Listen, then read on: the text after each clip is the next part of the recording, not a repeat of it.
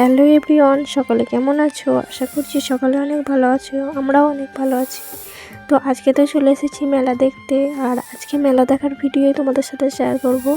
আর আমরা গিয়েছিলাম মোর বড় ননদের বাড়ি। তো ননদের বাড়ি গিয়ে কি করলাম সব কিছুই থাকছে আজকের ভিডিওতে। তো আশা করছি সম্পূর্ণ ভিডিওটি দেখো, তোমাদের অনেক অনেক ভালো লাগবে। তো মেলায় এসেই আমাদের ইয়ামিনকে এই গাড়িতে চাপিয়ে দিয়েছিলাম। আর আমাদের ইয়ামিন তো প্রচণ্ড ভয় পায়, এক পাক মাত্র ঘুরেছে, তারপরেই কিন্তু ও নার্ভাস হয়ে গেছে। আর আমরা দেখছিলাম যে দেখি ওর কতটা সাহস। তো ওটা আমার ননদের ছেলে, ওকে পাশাপাশি দুজনকে বসেছি। এখানে বসালে তো আরও ভয় পাবে। তো ভয়ে তাড়াতাড়ি করে নেমে পড়লো। আর তোমাদের ভাইয়া ওকে কোলে নিয়ে নিল যাতে ও ভয় বেশি না পায়। তো ও তো কাঁদো কাঁদো হয়ে গিয়েছিলো ভয়ে, আর এমনি চারিদিকটা ঘুরে ঘুরে দেখছিল, কারণ ওর এখন যা বয়স, ও বেশি মেলা এখনও দেখিনি। এটাই মনে হয় ওর বড় মেলা। তো দেখছে। আর আমরা গিয়েছিলাম জাতের মেলা। তো জাতের মেলা তো অনেক বড় হয়। আর এই যে নাগরদোল্লা এসেছিলো, কারেন্টের নাগরদোল্লা, আরও অনেক অনেক কিছু ছিল। আর আমার চারিপাশটা আমি দেখাচ্ছিলাম যে কেমন লাগছে। আর ইয়ামিনও ছিল তখন চেপে, তারপরে তো ইয়ামিন লেগে পড়েছিল, কারণ ও খুব ভয় পাচ্ছিল। আর ঠান্ডা কিন্তু বেশ ভালোই ছিল, অনেকই দেখছি। আর এই ট্রেন গাড়িগুলো দেখতে কিন্তু অনেক সুন্দর লাগছিল। আর আমি কিন্তু এই ট্রেন গাড়িতে একবার চেপেছিলাম। আর তারপরেও আমার নন্দাই গিয়েছিল সাথে, সে আমার নন্দাইও বলছিল যে তোমরা চাপো। তা আমি বললাম না থাক, আমি একবার চেপেছি আর চাপবো না। তো আমরা এখান থেকে দেখছিলাম, আর দেখতে কিন্তু খুব সুন্দর লাগছিল। আর তারপরেই আমাদের হামিম ছিল গাড়িতে, আমাদের ইয়ামিন তো নেমে গিয়েছিল। তো আমার ননদের ছেলে হামিম ও ছিল, সেই জন্য ওকেই আমরা দেখছিলাম, ওর জন্য দাঁড়িয়েছিলাম। আর পাশেই এটা ছিল, তো এরও ভিডিও করে নিয়েছিলাম। আর আমরা মেলায় বেশিক্ষণ থাকিনি, কিছুক্ষণ আধ ঘন্টা 1 ঘন্টা মতো চড়ছিলাম, তারপরেই বাড়ি চলে এসেছিলাম। আর বাড়ি আসার পর পরের দিন সকালবেলায় এই 10টা-11টা নাগাদ আমাদের ইয়ামিনের ঝোঁক ধরেছে যে একটু বেড়াতে যাব। তো ওকে নিয়ে বের হচ্ছিলাম। আর আমরা এসেছিলাম এই ফাঁকা মাঠ দিকে, কারণ ফাঁকা মাঠের এখানটায় মানে বাড়ির সামনে দিয়ে আসতে হবে। তো এখানটায় ফাঁকা ছিল, আর রাস্তাটাও কিন্তু অনেকটাই খারাপ ছিল, কিন্তু রোদ ছিল বলে এলাম। আর আস্তে আস্তে গিয়েছিলাম, কারণ হাওয়া ধরবে বলে। আর যেহেতু অনেক রোদ পড়েছে, সেই জন্য আরও এদিকটায় এলাম, নাহলে ঠান্ডায় তো আসাই যায় না একদম। তো আমাদের ইয়ামিন তো খুব ভালো লাগছিল ওর ঘুরতে, আর ও ঘুরতে অনেক ভালোবাসে। তো আমরা ঘুরে ঘেটে তারপরেই বাড়ি চলে এলাম আবার। আর বাড়ি এসেই দেখি আমাদের জন্য লুচি এলে সব রেখে দিয়েছে, মানে গরম গরম ভেজে দেবে বলে নাস্তা করেছিল। আর বাড়িতে অনেক কুটুম এসেছিলো আরও।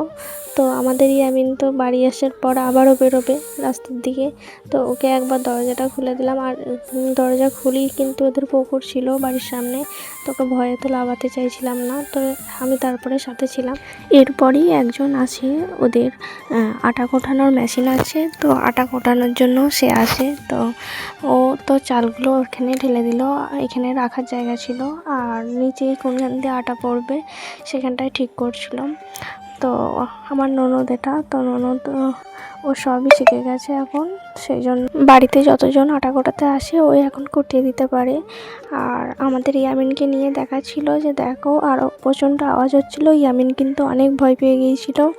তো ইয়ামিন কিছুক্ষণ দেখে টেয়ে জড়ো হয়ে যাচ্ছে ভয়ে, তারপরে চলে এলাম। আর এই যে এইখানটায় ব্যাগ লাগিয়ে দিয়েছে, মানে যে আটা কোটাতে দিয়েছে তারই ব্যাগটা এখানে দিয়ে দিয়েছিলো। আর আটাগুলো ভেতরে বেশ চলে যাচ্ছিলো, একবারে মেঝেই পড়বে না, খুব ভালোভাবে করা আছে এগুলো। আর এই চালগুলো ভালো করে হাতে নেড়ে নেড়ে ওইখানে দিয়ে দিতে হচ্ছে, যাতে ভালোভাবে আটা তৈরি হয়ে যায় সঙ্গে সঙ্গে।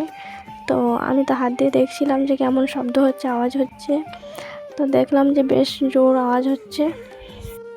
আর গ্রামের তো যত এখন পৌষ পার্বণ বলো, সব ধর্মেরই মানুষ আসা যাওয়া হয়, তো সবাই আসে, আর কোনো ব্যাপার না। তো সকলকে আটাটা ভালো করে করতে দিয়ে হয়। আর গ্রামে থাকলে মানুষের অনেক সুবিধাও হয়, যেহেতু অনেকটা দূর যেতে হয় না বাজারে। তো আমাদের গ্রামের মধ্যে যদি এরকম থাকে তো খুবই ভালো। তো এইখান থেকে হয়ে গেল অনেকটাই। আর এই যে এইখানে একটা কাপড় লাগিয়ে দিয়েছে, কাপড়ের ভিতর দিয়ে আটাটা একদম ব্যাগে পড়ে যাচ্ছে। তারপর আটা কোটানো তো শেষ হয়ে গেল। আর এই যে আমি আবার বাড়ির দিকে ভেতরে চলে এলাম। আর ভিতরে এসে দেখি যে এখানে টবে কিছু ফুল গাছ লাগিয়েছে। তো দেখছিলাম যে গাঁদা গাছ ছিল, আর এটা কি গাছ ছিল আমি ঠিক জানি না। তো গাঁদা ফুলগুলো তো খুব সুন্দর ফুটেছে, আর দুটো কালারের ছিল।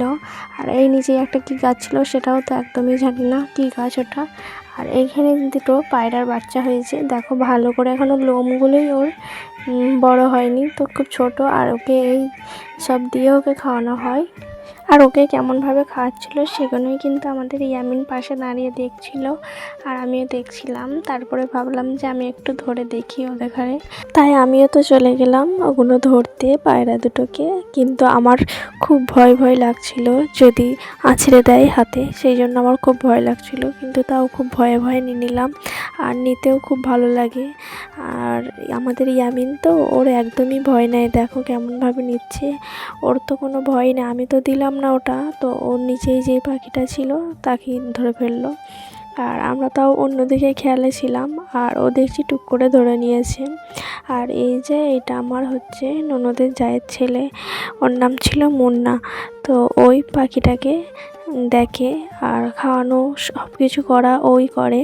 তো আমাদের ইয়ামিন তো একবার কোনো রকম ধরলো, যেহেতু আমি একবার ধরেছি সেই জন্য ওকেও ধরতে হবে। তো আমি ধরলাম বলি ওর এতটা সাহস, না হলে ও চুপ করে দাঁড়িয়েছিল, ভয় পাচ্ছিল যে আমাকে দেবে কি না পাখিটা ধরতে। তো আমি যেই ধরে নিয়েছি, জানছে মা তো ধরেছে তাহলে আর আমাকে কিছু বলবে না, সেই জন্য ও ধরে নিতে গেল।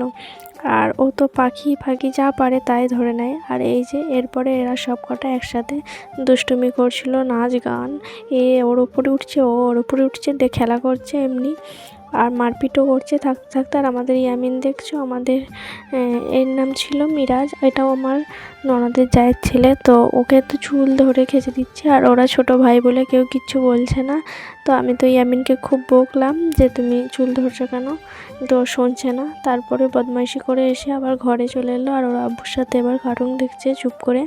তো আমি সেগুলোই দেখছিলাম যে ও কী করে দেখি। তো ওকে ফোন দিয়ে দিলে চুপ করে ফোন দেখবে, কিন্তু ফোন তো বেশি দেওয়া ভালো না, তো সেই জন্য ওকে বেশি ফোনও দিই না। তো বলেছিলাম তো কালকে রাতে গিয়েছিলাম মেলা দেখতে, তো মেলায় কি কি কিনলাম সেগুলোই দেখাচ্ছি।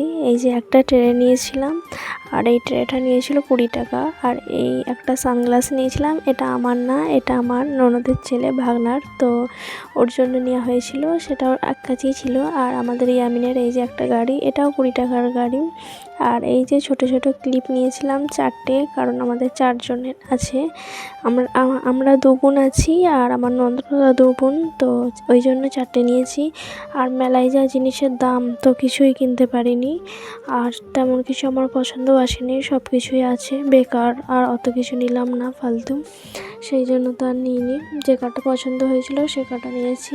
আর এমনিতেই টুকিটাকি মেলা, এরপর আমাদের এইদিকে চলে আসবে মেলা উঠে, তো আমার শ্বশুরবাড়ির আশেপাশের জায়গাগুলো মেলা হয়, তো সেই জন্য আর এখন একবারে এত কেনার দরকার নাই। এমনি গিয়েছিলাম মেলাটা দেখবো বলে, একবারও যেহেতু দেখিনি আমি, তো সেই জন্য গিয়েছিলাম। তো ভিডিওটি আজকে আর বড় করছি না, এই পর্যন্তই রাখছি। যদি আমাদের ভিডিওটা ভালো লেগে থাকে তাহলে একটি লাইক, কমেন্ট আর একটি সাবস্ক্রাইব করে আমাদের পাশে থাকবেন, যাতে নতুন নতুন ভিডিও আবার নেক্সট টাইম দেখতে পারো।